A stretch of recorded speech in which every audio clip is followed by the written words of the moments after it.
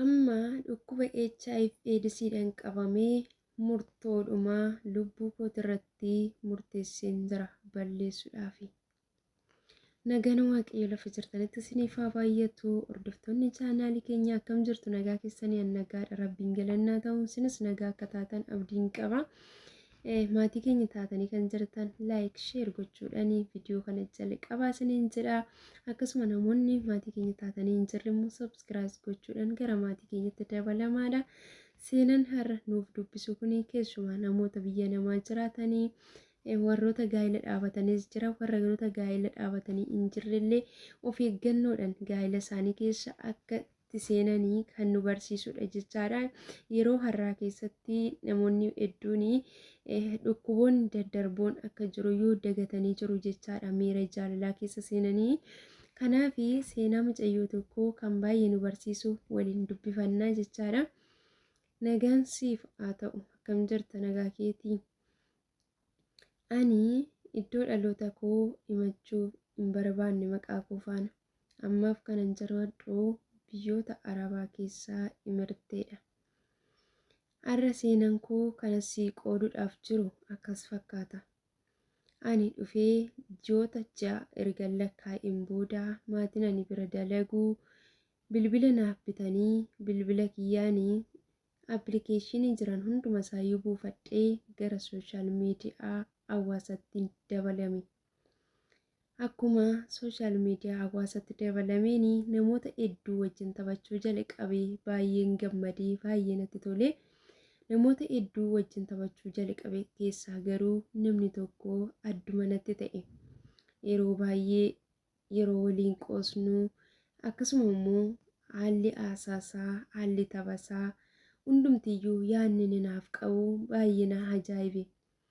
Gaaffii jaalalaa naaf gaafate innis booddee sana booddee itti yaadaa itti mari'adhaa jedhee tan deebiseefi.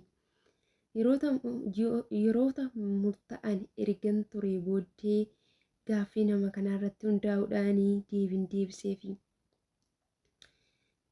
Torban ji'atti dabarsee jiinis waggaatti daddabarsee otuma jaalalaa akkam nama hawwatu waliin dabarsinuu waggoonni 4 dhumanii amma kaa innis gara biyyaa akka dhuftee waliin gaa'ela dhaabannee bultii gaarii ijoollee keessatti horannee akka jiraannu jedhee hunduma na caqacabuudhaan na gaafata ture. Anis amma kana maatii kootis gargaaree ofii kootiif illee guduunfaa tokko guduunfadheera gara biyya koo galeen jireenya Rabbi naaf kenne kanan jiraadha. Nama na jaalatuu fi nama na kabaju kana argadhee jedhee baay'ee gammadee nama kana wajjin haasa'e. Maatii kootitti illee nan hime naman jaaladhu akkan qabu yeroon galuttis immoo gaa'ela dhaabachuu akkan danda'u. Haa ta'uyyuu malee nama kana maatiin koo kan beekan miti. Sooshaal miidiyaa irraa wal barre akkuman galuudhaaf murteessanii innis sineegaa maatii keetitti hin himiniitii dursi ana bira kootu jedhe. Baay'ee waan ani isa jaaladhuuf baay'ee waan isa kabajuuf nan amanee innis na eegee anis nan naqe. Gaafa kanaa isuma wajjin galeetanii guyyoota 2 tureetanii maatii kootiif bilbilee dhufaan jira jedhee maatiin koo illee akka waan ani aaraareefu gara biyyaa seenaa jiruutti dhufanii na simatanii maatii koo wajjin nan galee guyyaota bira ture sanatti waan hin taanetu na mudate. Bara jireenya koo keessatti gaabbiillee guyyoota sana keessaa deebi'ee kanan keessaa haquu hin dandeenye tokko. Namni kun dhukkuba HIV AIDSdhaan qabamee jira. Anis waliin utuma haasofnu bilbilaanii yeroodhaan booddee maatii koo bira taa'ee baay'ee natti tottoluu dide. Marmaraa yeroo mana yaalaa deemu dhukkubni HIV AIDS keessa kootitti argame. Nama kana yeroon gaafadhu tasuma waan akkanaa jedhee na kaade. Egaa bilbila isaallee irratti cufatee karaa hundumaan bilook na godhe.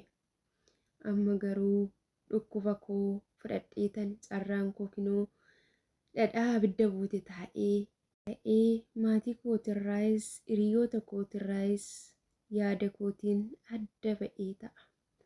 Nan dafqe nan hojjedhe biyya namaatti malee isan hojjedhe isan itti dafqe aaratti hin galfanne.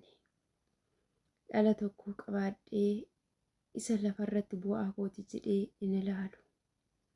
Egaa obboloota koo lubbuu kootirratti murteessitan jira maalla gorsitu laataa?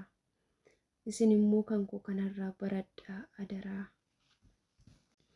Egaa obboloota koo wanta nama isiniif dubbisee ka'e kanarraa waan guddaasaa akka barattan abdiin qaba. Sababni isaayyuu shamarranii keessumaa jireenya isaanii jijjiiruudhaa fi gara biyyoota adda addaa deeman kuni jireenya isaaniitiif badaa eeggannoon qabanii dhukkuboonni daddarboon waan jiraniif iyyuu namni tokko sooshaal miidiyaarra nutti haasa'eedhumaa fi dafnee ariifannee miira keenya keessa bu'uun qabnu. Akkasumas immoo abbaa manaallee kan qabdan yoo jiraattani namni nama miira qaba waan ta'eef tarii dogoggoree waan hin taanetti gala waan ta'eef nama tokko yoo walitti dhuftanii amma namummaasaa maal akka ta'e qorattanii gargar hin baasnetti akkasumas immoo amma mana yaalallee deemtanii mana yaalaa irraa qorannoo tokko hanga fudhannetti namoota wajjin walitti maxxanina.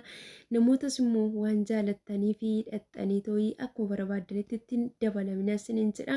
Keessumaa shamarran biyyoota arabaarra jiraattan kuni dhugaa gidduudhaan gara biyyaa galeetan ture waan ta'eef achitti balbalatti cufamee taa'uun maalidha waansaa?